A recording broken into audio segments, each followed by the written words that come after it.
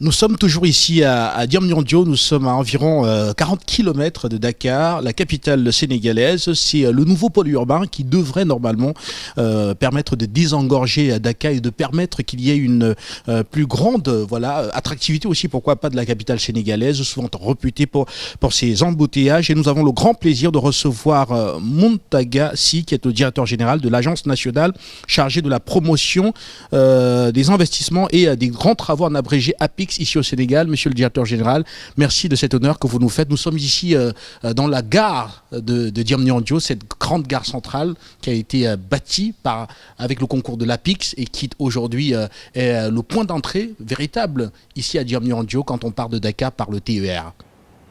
Merci, le plaisir est pour moi. Effectivement, nous sommes à la gare emblématique de Diamniadio, qui est donc la gare terminus du train express régional qui rallie la ville de Dakar à la ville de Diamniadio, qui est donc un symbole d'une vision de son excellence de président Macky Sall. On combine ici la mobilité, deux grands projets phares entre le TR, la ville de Dakar et la ville de Diamniadio, qui est en train de rentrer dans la deuxième phase de ces projets de seconde génération. Merci à vous, monsieur le directeur général.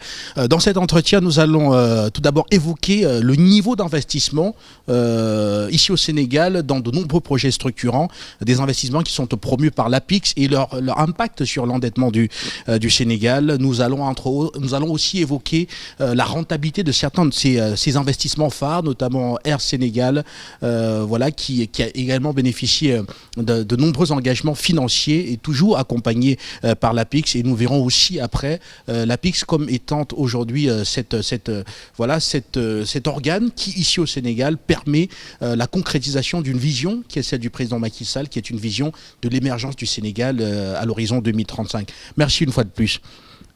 Alors d'entrée de jeu, la question directe: est-ce que le Sénégal, à travers les grands projets structurants que l'on voit, notamment la construction de cette ville nouvelle de Diamniadio, est en train de se ruiner? Qu'en est-il de l'endettement quand on connaît les sommes assez importantes que vous investissez, notamment dans le développement de cette ville nouvelle de Diamniadio? Merci. Je pense que le postulat de base, c'était dans un premier temps l'investissement privé. Donc l'État consacre l'invite du secteur privé à venir embarquer dans cette vision du président Macky Sall qui a pour ambition d'une émergence de notre pays à l'horizon 2035. Le président Macky Sall, en 2012, le pays était porté, nos pays généralement, par des véhicules de stratégie de développement pour la réduction de la pauvreté.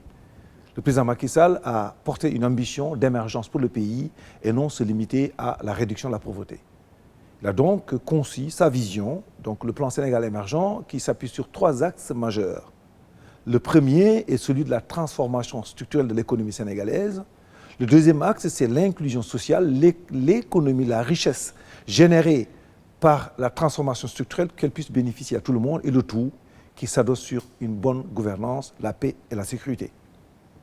En la matière, un audit sans complaisance, une introspection a fait l'objet donc d'une transformation d'une vision en un plan opérationnel qui porte et qui consacre 6 moteurs de croissance qui permettent de tirer notre économie pour éviter de mettre tous nos œufs dans le même panier. Les 6 moteurs de croissance, c'est l'industrie, c'est le tourisme, c'est les énergies, c'est les infrastructures. Donc il s'agit de l'agriculture pour pouvoir porter notre économie. En la matière, Dakar était hypertrophié, engorgé. Le président a imaginé la création d'une ville nouvelle. Il a imaginé Diamniadio, il l'a conçu et il l'a réalisé en un temps record. Les investissements pour Diamniadio, vous parlez de taux d'endettement. L'endettement du Sénégal, comme je l'ai indiqué tout à l'heure, est de 65,3%. Nous sommes largement en dessous donc, des normes communautaires, autour de 70%. Mais je rappelle simplement que depuis la Covid-19, les seuils et les contraintes communautaires ont été levés. Nous n'avons pas dépensé, nous avons investi. Sur Diamniadio, les projets de première génération ont porté sur l'attraction d'investissements privés à terme pour une exploitation avec des modèles de référence pour le Sénégal en matière de vitrine. C'est le Centre international de conférence d'Abdou Diouf à Diamniadio, le centre des expositions. On parle des sphères ministérielles, du parc industriel de Diamniadio, Dakar Arena, le stade Maître Abdoulaye Wade. Mais ces investissements portés par le public sont des investissements qui viennent en lieu et place des charges de l'État déjà. Les sphères ministérielles, l'investissement est porté par un secteur privé qui a investi sur les sphères ministérielles. Les ministères viennent loger dans ces sphères et les locations supportées déjà par l'État vont servir définitivement à consacrer une acquisition pour l'État de ces ouvrages et des infrastructures. Il s'agit des sphères ministérielles. Le Centre international de conférence d'Abdou Diouf à Diamniadio avec le complexe du centre des expositions, un centre d'hébergement, c'est l'hôtel Radisson. C'est un complexe de centres des affaires qui consacre définitivement, par un effort de l'État, un développement d'un axe sur le tourisme des affaires. Il sera désormais possible pour les grandes multinationales qui opèrent dans la sous-région d'organiser des grandes conférences ici à Diamniadio, au CICAD. On pourra donc concéder l'ouvrage ou l'infrastructure à des sociétés d'exploitation qui opèrent dans le tourisme des affaires et qui permettront donc de rentabiliser l'investissement de l'État. Le parc industriel de Diamniadio était important d'aller vers un schéma qui permet de consacrer la création d'emplois et la densification de la petite et la moyenne entreprise du Sénégal. Nous avons créé le parc industriel de Diamniadio à travers un investissement de l'État, mais qui s'adosse à une réforme majeure qui tient largement la comparaison en matière d'incitation fiscale, qui attire des investisseurs étrangers pour des marchés export sécurisés. Ils opèrent dans Diamniadio, créent des emplois pour les jeunes Sénégalais. Aujourd'hui, il y a 3270 emplois créés sur le parc industriel de Diamniadio, avec plus d'une dizaine d'investisseurs privés qui font à l'export pour pouvoir équilibrer la balance commerciale. Diamniadio était une très bonne idée qui consacre dans un premier temps le jalon de la transformation structurelle. Mais alors, quand vous avez Diamniadio, il faut penser à sa connectivité. Tous les axes de connectivité qui permettent de relier Diamniadio ont été conçus par le président et réalisés à date par le président Macky Sall. Il est possible de rallier Dakar à Diamniadio en 45 minutes, nous l'avons fait tout à l'heure, à travers 13 gares de Dakar à Diamniadio. Il est possible de rallier Dakar à Diamniadio à travers l'autoroute à péage, livrée par le président Macky Sall, consacrée par son excellence président Macky Sall. Diamniadio n'a pas besoin que d'être versé et déversé par Dakar. Mais aussi, il y a l'Interland. C'est possible de rallier Diamniadio de Touba à travers l'autoroute Ila Touba, de Thiès à travers l'autoroute Ila Touba, Thiès, AIBD, Diamniadio. Il est possible de rallier Diamniadio à partir de Mbour, l'autoroute Thiès, AIBD et Mbour. Il y a un grand Y à partir de AIBD qui vient rallier Diamniadio. Diamniadio a été bien conçu. Sa connectivité avec le reste du pays a été bien consacrée. Et les ouvrages pour projeter les gens ont été bien faits. Il est possible aujourd'hui de vivre à Diamniadio, travailler à Diamniadio, mais aussi de vivre à Dakar, venir travailler à Diamniadio, rentrer le soir à Dakar. C'est un projet innovant d'une ville emblématique, réalisé en un temps record et qui consacre au niveau de ces 4 arrondissements, un arrondissement pôle administratif, un arrondissement événementiel, un arrondissement pôle logistique, parc industriel de Diamniadio, le marché d'intérêt national, la gare de Diamniadio, le domaine industriel de Diamniadio, le parc industriel et les sphères ministérielles. Voilà la cohésion globale de la ville de Diamniadio, avec aussi des industries pharmaceutiques. On va consacrer la fabrication de vaccins à Diamniadio avec donc l'unité pharmaceutique. Il y a le laboratoire de recherche au niveau des gélules qui se fait à Diamniadio. Il y a aussi une université, l'université Amadou Mahtar Mbow, qui va polariser 30 000 étudiants qui vivront à Diamniadio s'ils le souhaitent, qui viendront de Dakar et rallieront Diamniadio à travers le TER, parce que le TER est un transport de masse, c'est différent du public qui va prendre le tout à péage. Voilà l'idée géniale, emblématique, mais aussi une vision éclairée du président Macky Sall à travers des réalisations concrètes. J'ai cité ici des grands projets d'investissement pour lesquels il faut regarder sa rentabilité dans un premier temps au niveau de la rentabilité économique pour le pays et pour l'économie du pays et pour les populations. Mais après, à travers des schémas de délégation de services publics, de partenariat public-privé, d'exploitation, on va aller vers la rentabilité financière en confiant ces entreprises, ou pardon, ces ouvrages, ces équipements à du secteur privé sénégalais qui viendra opérer pour générer de la rentabilité financière. Parfaitement, Monsieur le directeur général, vous nous faites part ici de ce que l'État a tenu compte, de ce que le secteur privé doit rester au cœur du développement de ces grands projets structurants. Mais toujours est-il qu'il y a des entités qui commencent à naître, notamment la CETER, qui est la société aujourd'hui qui exploite ce TER qui relie Dakar à Diamniadio. Il y a également Air Sénégal. Et aussi l'aéroport international Blaise Diagne qui sont désormais gérés par des entités qui ont été créées.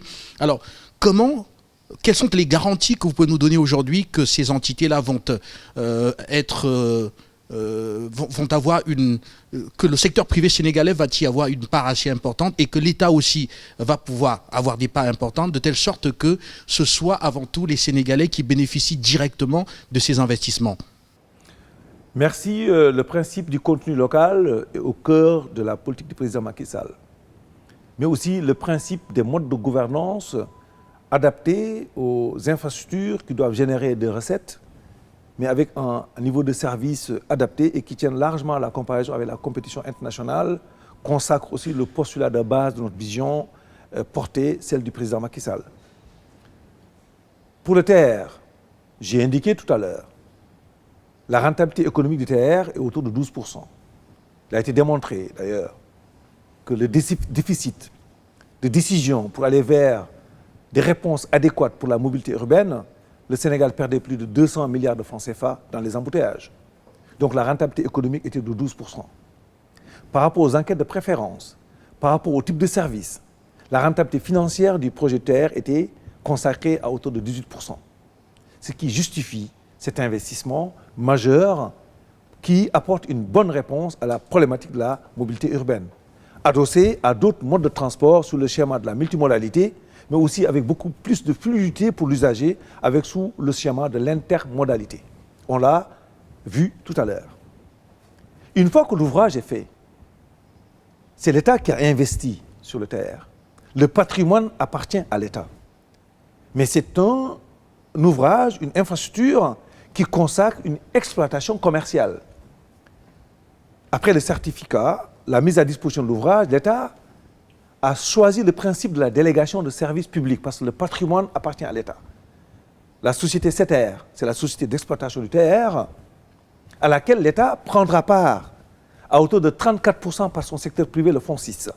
Donc l'État sera actionnaire de la CETER. Mais la CETER fait juste l'exploitation, génère des recettes qui appartiennent à la société de patrimoine, qui est la CENTER. L'État a mis en place une société de patrimoine, la CENTER, qui a en charge et qui joue le rôle d'autorité organisatrice des transports, propriétaire du patrimoine et qui capte les recettes générées par la CETER. La CETER, à laquelle la SNCF est actionnaire, le fonds 6 à hauteur de 34% pour le contrat d'exploitation en cours de finalisation, gère un service d'exploitation et de maintenance. Les recettes appartiennent à l'État, donc à la CENTER, et la CETER est rémunérée sur le service qu'elle opère sur le trafic. Nous avons juste démarré le TER le 27 décembre 2021. Aujourd'hui, nous sommes disposés à fêter le 6 millionième passager. Ça consacre le niveau d'attractivité, le niveau d'affluence des Sénégalais vers ce mode de transport. On pourra rallier désormais Dakar à sa banlieue en 7 minutes, Dakar à Diamniadio en 19-22 minutes, et quand on est en mode métro, un train omnibus qui s'arrête à toutes les gares, 50 secondes par gare, on rallierait Diamniadio à 45 minutes. Voilà la pertinence des projets sénégalais sur le TER dans un premier temps.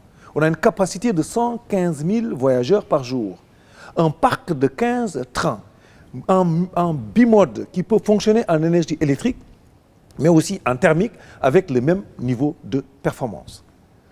Pour l'aéroport international Blaise Diagne, c'est une conception, une imagination de l'État du Sénégal, portée d'ailleurs par APIX dans sa phase de conception et sa mise en œuvre.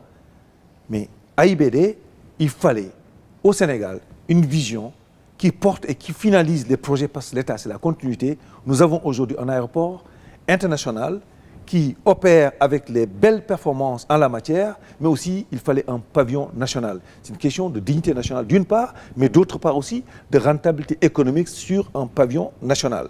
Le président Macky Sall, comme pour le TER, il a fait le choix des meilleures technologies en la matière pour Air Sénégal. Air Sénégal opère sur des Airbus qui sont de dernière génération. Et le niveau de service, la qualité, l'affluence et les différents canaux aériens font que Air Sénégal dessert les grandes économies du monde, dessert les grandes régions du monde. Ça aussi, c'est la démonstration d'une performance, d'un outil et d'un instrument sénégalais, Air Sénégal, avec des partenaires et des secteurs privés sénégalais. Donc voilà ce que je peux apporter comme élément de réponse, l'implication du secteur privé dans les grands ouvrages qui consacrent les réponses à la mobilité et à la connectivité. L'autoroute à péage, Dakar, Diamniadio, ensuite Diamniadio, AIBD, le président Macky Sall a consacré la connectivité de Diamniadio à AIBD pour que désormais ceux qui empruntent l'autoroute à péage puissent relier Dakar à l'aéroport international Blaise Diagne. C'était une concession en partenariat public-privé, une concession privée avec un privé qui a participé ici à l'investissement. C'est la SECA, donc, qui est une filiale de Eiffage. Depuis l'année dernière, l'État du Sénégal a renégocié le contrat, qui était bâti sur deux composantes, le contrat principal initial et le contrat complémentaire. Le contrat initial, c'est de Dakar à Diamniadio, le contrat complémentaire, c'est de Diamniadio à AIBD avec 17,6 km. Aujourd'hui, nous avons renégocié le contrat. L'État rentre dans le capital à hauteur de 25%, qui sera porté par des démembrements de l'État et le secteur privé national. Donc, l'entrée de notre secteur privé dans des concessions en partenariat avec l'État, d'une part. D'autre part, l'État consacre immédiatement l'intéressement et le partage de fruits. Pour l'exercice de 2021, pour la SECA, l'État du Sénégal a tiré 14,5 milliards de francs CFA, dont 2,3 milliards d'intéressement. L'État du Sénégal a aussi lancé la concession du port de Ndayane. C'est une extension de la concession avec DP World au niveau du port autonome de Dakar. Cette concession avait consacré des seuils de performance en matière de conteneurs. Si nous atteignons à peu près 500 000 conteneurs par année, qu'on puisse faire une extension. Le président Macky Sall a décidé. Imaginez aussi avec une option très claire de faire l'extension de ce port sur une assiette foncière à hauteur de Ndayane parce qu'il faut aller vers une requalification du foncier du port de Dakar. Il y a 1200 camions qui sortent de Dakar chaque jour.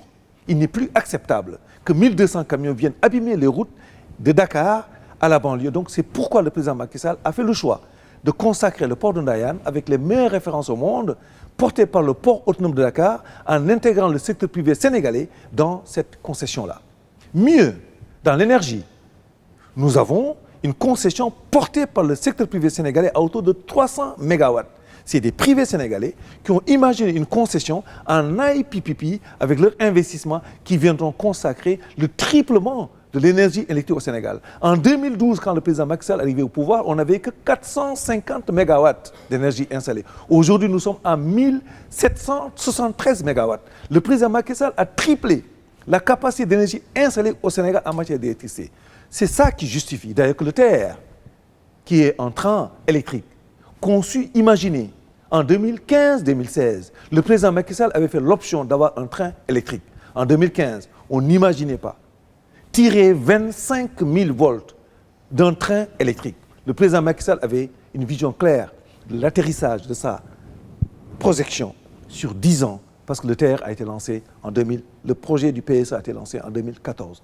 Voilà en gros, pour répondre à votre question, une invite cohérente et organisée, une invite structurée à travers une vision qui s'adosse à un plan opérationnel. On a donc deux plans d'action prioritaires. Le PSE est porté sur une vision de 25 ans. Cette vision de 25 ans est portée par des véhicules sur un horizon temporel de 5 ans, de 2014 à 2019. C'est le plan d'action prioritaire numéro 1 qui avait porté l'engagement du PSE et de l'État à travers des investissements publics pour des infrastructures. Parce que les infrastructures sont portées par le secteur public dans un premier temps.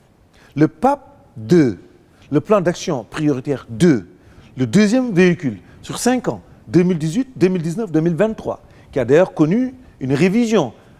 Avec l'avènement de la Covid, on est à PAP 2A, plan d'action prioritaire, ajusté avec les contraintes qu'a engendré la Covid et accéléré pour simplement, malgré la perturbation de la Covid, qu'on arrive à un atterrissage de la première ambition en 2023. C'est pourquoi d'ailleurs, le Sénégal fait partie des 10 rares pays au monde qui n'ont pas connu une récession avec la Covid.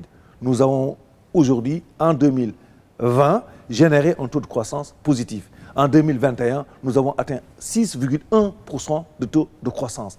C'est une économie saine qui porte sur des projets avec des choix cohérents et pertinents et qui consacre les résultats que nous voyons aujourd'hui dans notre pays. Monsieur le directeur général, on va à présent aborder cette attractivité de l'économie sénégalaise que vous venez d'ailleurs de présenter à travers le développement précédent. On voit que le Sénégal attire les investisseurs, capte les investissements directs étrangers dans des synergies avec le gouvernement à travers le plan Sénégal émergent. Alors, quelles sont les réformes majeures qui auraient porté cette dynamique actuelle et cette compétitivité cette attractivité de l'économie sénégalaise telle que reconnue aujourd'hui? Merci. Je pense que j'ai indiqué tout à l'heure les projets au niveau des 6 moteurs de croissance dans chacun des secteurs de ce pays portés par le plan Sénégal émergent. Des réformes majeures, mais aussi courageuses, ont été portées par le président Macky Sall. Ces réformes portées par le président Macky Sall ont fait l'objet d'une reconnaissance des organismes de classement et de notation internationaux. Ces organismes de classement internationaux et de notation internationale, que sont donc Standard & Poor's, que sont Moody's, que sont le Doing Business, qui va migrer vers un nouveau référentiel qu'on appellera le EBBB, mais aussi consacrer aussi une reconnaissance internationale à travers Mo Ibrahim, mais aussi les standards de compétitivité de Davos. Ça, c'est la reconnaissance internationale du choix de nos réformes, qui ont consacré des gains importants et très significatifs du classement du Sénégal au niveau du rapport Doing Business, qui compare les 189 économies du monde en matière de réforme, d'attractivité et de l'environnement des affaires. Sous ce registre, le Sénégal a d'abord travaillé énormément sur la réduction des délais d'obtention des actes administratifs. Vous venez au Sénégal, vous voulez installer votre unité, vous passez à l'APIX à 8 heures, à 16 heures, vous avez votre entreprise officiellement créée. Vous pouvez créer votre entreprise en 24 heures au Sénégal. Le Sénégal a travaillé énormément sur la réduction et la facilité du service aux investisseurs pour les actes administratifs que sont le permis de construire, l'accès au foncier, et aussi nous avons travaillé énormément sur la protection des investisseurs en mettant en place un tribunal de commerce pour réduire les délais en cas de contentieux commerciaux ou de conflits commerciaux pour protéger davantage les investisseurs. Parce que le foncier est un des paramètres majeurs, des critères de choix d'un investisseur dans un pays. En la matière, le Sénégal avait gagné 62 places dans le classement Doing Business. À 3 reprises, de manière consécutive, le Sénégal a été consacré parmi les top 10 meilleurs pays réformateurs au monde. Mais sous ce rapport, cherchons aussi les gains du point de vue de la reconnaissance institutionnelle que donne l'évolution de l'investissement privé pour consacrer l'attractivité. Sur un cycle significatif avec assez de recul, depuis 2014, nous connaissons un bond significatif d'une année à une autre de 13% de l'investissement privé au Sénégal. D'une année à une autre, l'investissement privé vient consacrer un bond de 13%. Ce qui consacre sur les faits, les investissements. Mais ces investissements vont où et sont portés par qui? Ces investissements vont dans les secteurs prioritaires. Nous avons parlé de l'énergie. Le secteur privé a son invite dans l'énergie depuis très longtemps. Et le président Macky Sall a consacré ça avec une option majeure d'aller vers, au minimum, 20% de mix énergétique entre l'énergie conventionnelle et les énergies renouvelables. Aujourd'hui, nous sommes à 29,4% de part d'énergie renouvelable dans notre pays. Dans les énergies, j'ai indiqué tout à l'heure un dernier exemple majeur qui consacre définitivement la dignité du secteur privé sénégalais et son affirmation de jouer un rôle de champion dans l'énergie avec un investissement d'une centrale de 300 MW. Au niveau du port autonome de Dakar, dans le domaine du commerce transfrontalier, pour avoir la compétitivité du port, le secteur privé opère un acteur majeur et champion au niveau donc de la concession portuaire. Au niveau du tourisme, des réformes majeures ont été consacrées dans le tourisme qui ont permis aujourd'hui la présence de grandes références en la matière. Le président Macky Sall vient d'inaugurer, il y a un mois, le plus grand complexe hôtelier de la sous-région. L'hôtel qui se trouve à Pointe-Sarène, porté par l'opérateur REU et qui vient aussi consacrer, avec l'appui de l'APIX et l'accompagnement de l'administration, un grand majeur dans ce domaine pour pouvoir développer le tourisme local. Parce qu'on a compris qu'avec la Covid, il faut tirer nos opportunités d'investissement, nos terroirs dans la promotion du tourisme. L'État du Sénégal, en utilisant le secteur privé, mais aussi en utilisant les acteurs majeurs, a aussi restauré plus de 7 km de plage qui a permis de sauver 17 entreprises, entités hôtelières sur Mbour et Saly. Le secteur privé sénégalais est impliqué davantage. Donc les réformes majeures, ce sont les réformes sur la loi PPP, la loi qui consacre le partenariat public-privé, qui invite le secteur privé à venir embarquer. Et d'ailleurs, 70% des investissements attendus sur le PAP 2A sont attendus du secteur privé parce que l'État a déjà fait les efforts nécessaires dans la première séquence du PSE, le PAP 1. Aujourd'hui, le secteur privé répond majoritairement dans l'implication de ces projets, les grands projets, les projets d'investissement privé. Nous avons, sur le port de Ndayane, comme j'ai indiqué, le plus grand projet d'investissement privé, tout privé, sans participation de l'État, à hauteur de plus de 800 millions de dollars sur le port de Ndayane. Autant le TER est le plus grand projet du Sénégal indépendant porté par le public, le port de Ndayane en sera de même pour un projet porté par le secteur privé. Il y a le port minéralier de Bargny qui viendra consacrer définitivement l'implication d'un port minéralier à Bargny et on aura désormais sur le triangle Dakar, Thiès, Mbour, des zones extrêmement compétitives où on aura un aéroport international, un port qui sont distants de 10 km. La grande réforme maintenant, c'est la réforme sur les zones économiques spéciales. L'État consacre du foncier aménagé, foncier sécurisé, porté par un paquet d'incitations fiscales où l'État va générer des parcs, créer des parcs industriels. On a le parc industriel de Diamniadio, je l'ai indiqué tout à l'heure. On a plus de 3000 employés, plus d'une dizaine d'investisseurs privés. On a la zone économique spéciale de Dias. Donc c'est une zone économique spéciale de 718 hectares qui vient s'adosser à l'aéroport où on va donc attirer le maximum d'investisseurs. On a à peu près 7 conventions de promoteurs-développeurs signées par des investisseurs et des unités industrielles opèrent sur ce parc depuis plus de 8 mois. Il y a la zone économique spéciale de Sandiara, une idée de développement de zone économique portée par une collectivité territoriale en relation avec le secteur privé et portée par l'État. L'APIX assure l'administration des zones économiques spéciales pour assurer le rôle de la conformité réglementaire et la qualité de service pour les opérateurs qui agissent et travaillent sur ces parcs-là. Les réformes majeures, la loi PPP, la loi sur la zone économique spéciale, la loi qui consacre désormais aux opérateurs privés de pouvoir produire l'énergie avec les IPP, distribuer l'énergie électrique, mais aussi vendre l'énergie électrique dans les zones économiques spéciales. On a donc le MCA qui travaille en la matière pour compléter le paquet du Sénégalais. Je n'ai pas parlé de l'agriculture. Au nord du Sénégal, nous avons 240 000 hectares de terres cultivables. Le président Macky Sall, pour booster l'agriculture, il a imaginé et mis en œuvre des réformes majeures et courageuses sur 3 axes. Première réforme, c'est la subvention et l'exonération du matériel agricole. Il faut aller vers la mécanisation de l'agriculture dans nos pays pour avoir plus de productivité. 1. Deuxièmement, il a travaillé sur l'organisation et la régulation des semences certifiées.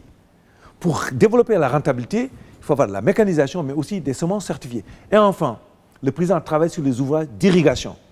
On a migré vers l'agriculture qui comptait sur les eaux pluviales allaient vers les irrigations. On garantit une irrigation saine qui est résiliente et découplée des conditions climatiques, la mécanisation pour apporter beaucoup plus de compétitivité, mais aussi la gestion des semences certifiées. C'est ça qui a permis au Sénégal de faire des bonds incroyables en matière de production de riz.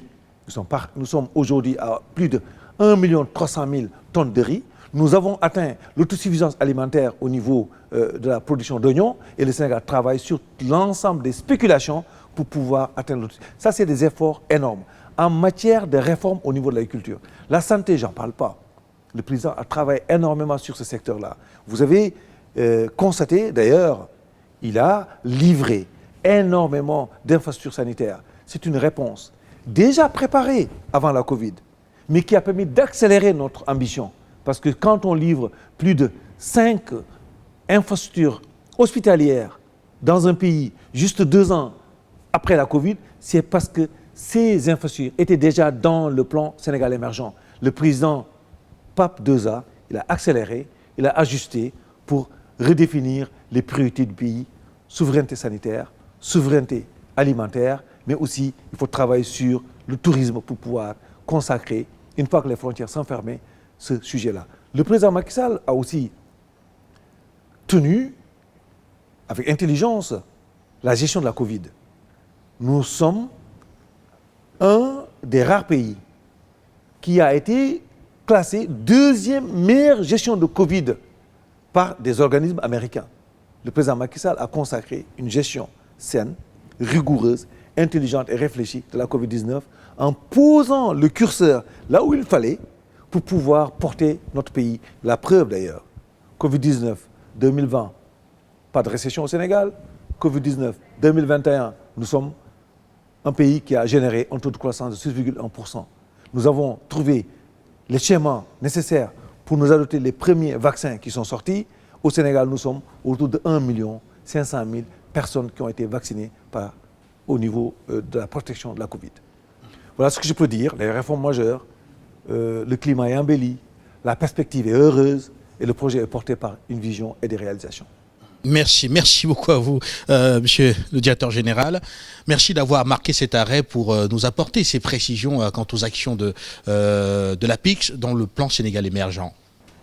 Merci, c'est toute une administration qui a travaillé autour des projets que j'ai indiqués tout à l'heure.